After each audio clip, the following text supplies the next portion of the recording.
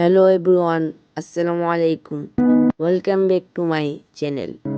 আজকে সকালবেলা আমার ছোট ভাই কোটার থেকে কিছু ডেঙ্গা তুলে নিয়ে আনছে, সে আমাদের উঠানে লাগাবে।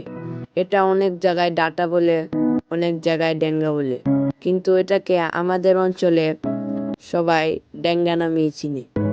আর কারা কারা আমার আমার ছোট ভাইয়ের মতো ডেঙ্গা কিংবা ডাঁটা কিংবা অন্যান্য জাতীয় ফুল গাছ লাগাতে ভালোবাসেন, তারা আমাদের চ্যানেলটাকে সাবস্ক্রাইব করে কমেন্ট বক্সে বলে যাবেন।